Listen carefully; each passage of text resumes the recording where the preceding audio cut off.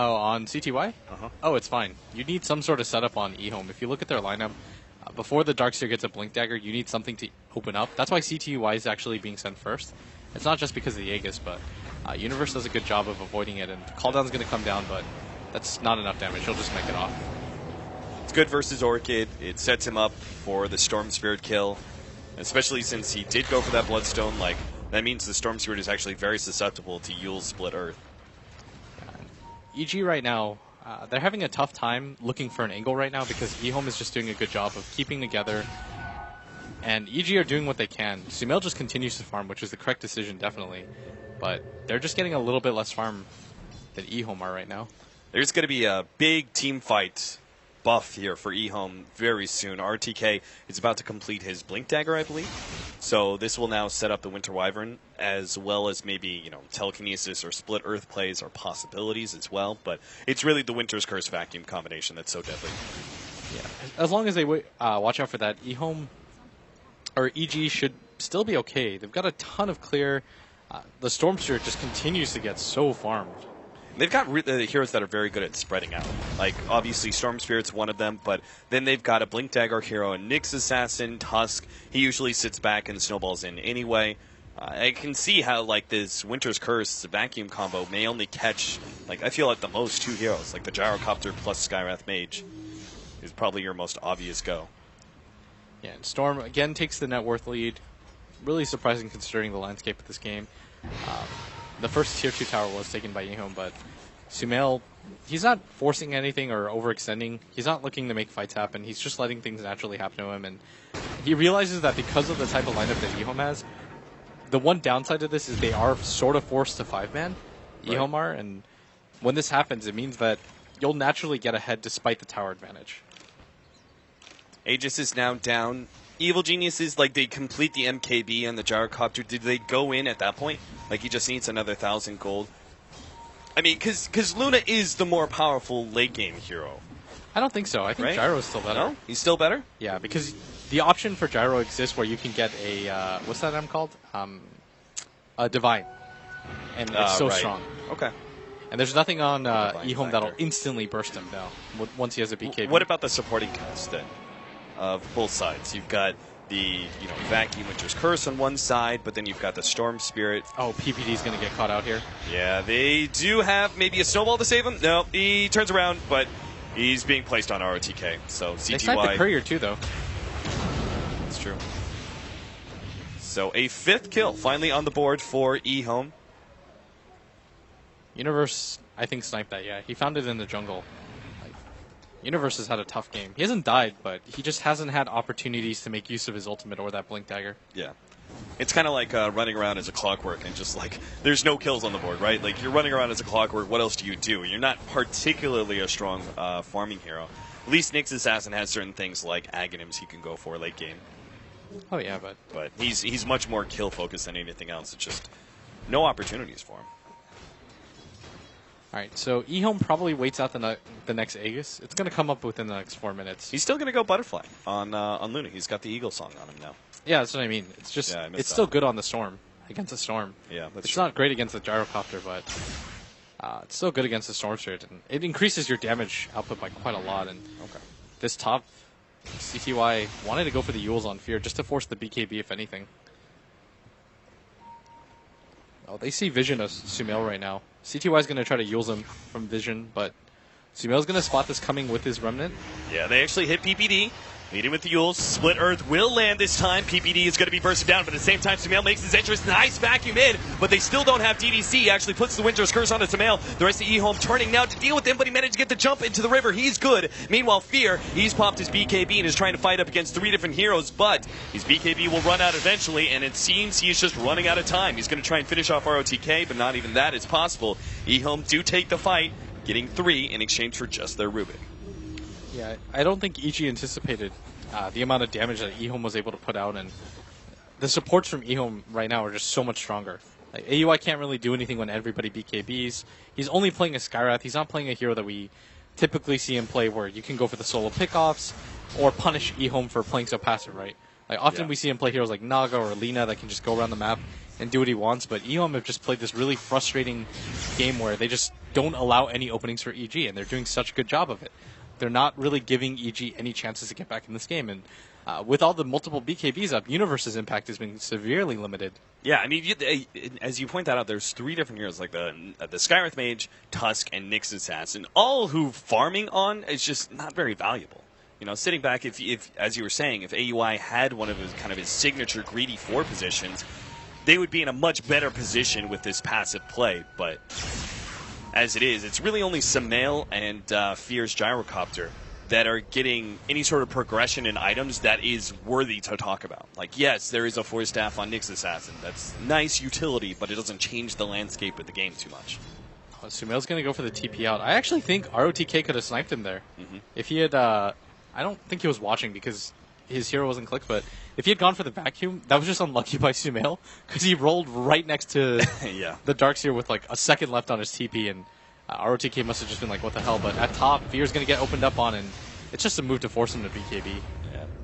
At the same time, CTY doesn't want to try and force it too much. He doesn't want to have to use his own BKB if someone else is behind Fear, so it just clears through the creep wave, puts a little pressure on Fear, and backs up nice and quick. YJ is about to complete his butterfly, and Roshan. Yeah, good timing for eHome. Yeah, they're playing a completely objective-based Dota. They're playing around the Roshan timings. They're not letting EG open up on them before EG the have Roshan. To stop this. I mean, they're the best team in the world at fighting Roshan when they're behind. Here it comes. 4-man smoke up. How do they lead things off here? Universe does have the Blink Dagger to start things with a jump in, EG. They're actually spreading themselves out. They don't realize that Roshan was actually happening, it seems like. Universe jumps forward, but there's a Blink over to the side from ROTK. PPD in some serious trouble. Going for it right now. Activated Lanham is actually going to be the target here of Gyrocopter for the Winter's Curse, plus the wall is going to be the target. Sumail now jumps in, going for ROTK, has to jump himself out, though, as he realizes the team fight is totally lost. eHome will now clean up the rest of the heroes. Lanham will be taken out by Sumail, who now jumps over to get DDC as well. Still has some mana left, but hit by the split earth and the last couple of right clicks. Maybe not worth it to get those 2 supports, but eHome now trying to challenge for Roshan. Sumail buys back, and he's got a lot of mana. He makes a long-range jump, going for CTY, almost lands on top of him, but he does still get CTY. Now man fights against YJ. He picks up the gem too. He's running himself out. He's low on mana, but just enough to be able to get over this cliff. So he gets the ledge rank, takes the gem, but at the same time, eHome will still claim Roshan. Does he still go for this? No way. The ballsy maneuver, but he's not fast enough. Aegis is now grabbed by CTY. That was such an incredibly close fight. If things had broken a little bit for EG, that Winter's Curse, though, destroyed them. Like, they weren't able to put out any damage. Oh, Universe YJ. can't survive. Oh, this was greedy. At the very least, you can be happy that he wasn't the one who grabbed the Aegis, because maybe he would have died a second time there, but that's rough. That's such a simple pickoff that actually just kind of evens up the team fight we just had around Roshan. Yeah, because the Leshrac died in that fight too. He was able to naturally respawn, but it's still an advantage eHome because they had to force out Sumail's buyback. I guess he made the money back, so it's okay. It just depends on whether or not eHome have enough time to punish this. Yeah. Like, they have the Aegis on the Leshrac. I think that with this, once you wait for the Luna to come back online, you start going for it, but just really well played by eHome. Being able to isolate out so many different heroes. The BKBs are just ruining EG right now because they don't have any physical damage aside from the Gyrocopter. So Sumail goes for the Lincolns instead of a BKB. I'm presuming just because Winter's Curse is so strong against him. There is still the possibility that he gets caught. The vacuum, Winter's Curse doesn't need to be placed on the Storm Spirit necessarily. It just needs to be caught in the AoE. What he's playing for right now is the potential of Storm. More than... He's trying to... just say, okay, if I go for a BKB here, it doesn't give me any more damage, it doesn't give me any more mana regen, but if I go for the Lincolns, it's a pseudo-defensive item, but it allows me to continue to snowball forward. Like, a Lincolns is an item that you would want in your absolute 6-slot slot as a Storm, so he's just playing for the late-game potential of the Storm Spirit rather than going for the mid-game item build. Like, I'm completely okay with him doing this here. Okay. That's a game-losing BKB, as EE would say. 4-man smoke up, eHome. They've got this Aegis, and as you were kind of saying earlier, that last Roshan fight, it all kind of comes down to whether or not they're able to utilize this Aegis to gain an advantage. Looks like they're going to set up on the Tier 2 tower. evil geniuses, I think, reading that the Leshrek's got to have somebody behind him, are immediately going up to the top part of the map, whether that's farming up the jungle, maybe putting pressure on the tier 2 there. Whatever they're doing, it's just staying away from the bottom lane. There's no way that you can fight. With no vision, you don't really... You know for sure that eHome are behind CTY, but you're not exactly sure where they are, and this might actually be really bad for EG, because eHome is going to read that they're all at top, so even if EG TP for this, it's going to allow eHome to set up for however they want the fight to go, and EG just aren't going to be set for this, and so this is just going to be a free tower for eHome, and not enough time for EG to respond. The glyph is there. Tier 2 gets taken at the middle lane. Top tier 2 being threatened as well. CTY. Here comes the initiation. Universe actually misses that one. Now pops the spike here, but the CTY already pops BKB. Meanwhile, Lanham is able to get away thanks to the Glimmer Cape. Fear now making his entrance, but there goes that Winter's Curse, holding him in as best as possible. A couple little lightning strikes, and PPD is forced into a defensive snowball now. Is going to be heading back in, but eHome, as they lose their BKBs, start manning down a little bit. Now the extra initiation. Once again, Universe kind of missing up on that one. Sumail still able to get Lanham. CTY, though, is healthy as ever and is able to turn this fight. RTK gets a decent vacuum, but still no follow-up from the rest of eHome. YJ is just a little bit low, but they're going to try and commit for the racks now. Skywrath Mage dropping lower as the bouncing glaives starts getting to him, and he will end up dying to the Split Earth at the very tail end of that fight. The rest of EG just too low on mana and HP to punish eHome, especially since they're still fighting into that Aegis. So eHome actually managed to claim a full lane of racks, win a team fight still, and still have that Aegis ready to go if they want to go for another push. Yeah, and the Luna's finished fully completed Satanic right now. I think EG, it's really difficult when eHome gets set up like that, and they've got the BKBs and they can use them defensively like that.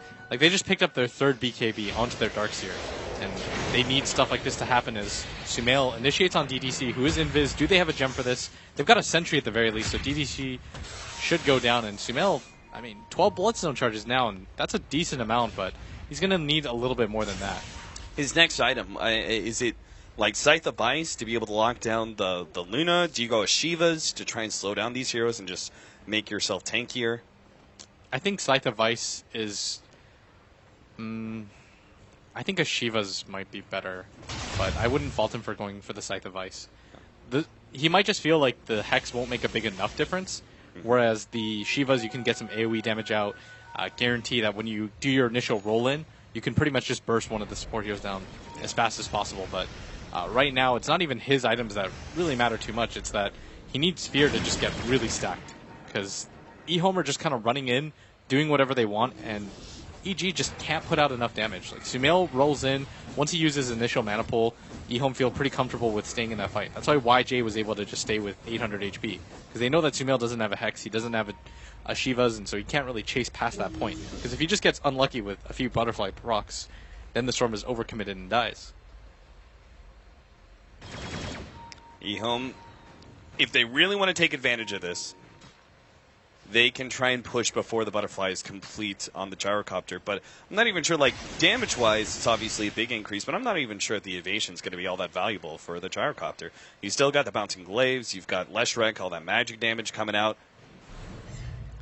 It would be good if he didn't, if his BKB wasn't almost down to 5 seconds. Yeah. But with the BKB being down to 5 seconds, CTY's effectiveness is just going to skyrocket, and Fear is the only person with a BKB on his team, so he's the only person that can really step forward, but it means that he's going to have to blow his BKB earlier than he would like, because there's not a whole lot of defensive heroes from EG. It's not like they have an Earthshaker that will really scare the bejesus out of eHome. They've got Snowball, but even then, that's not the best. We saw the Octarine core completed for the Leshrac. That means we're now down to that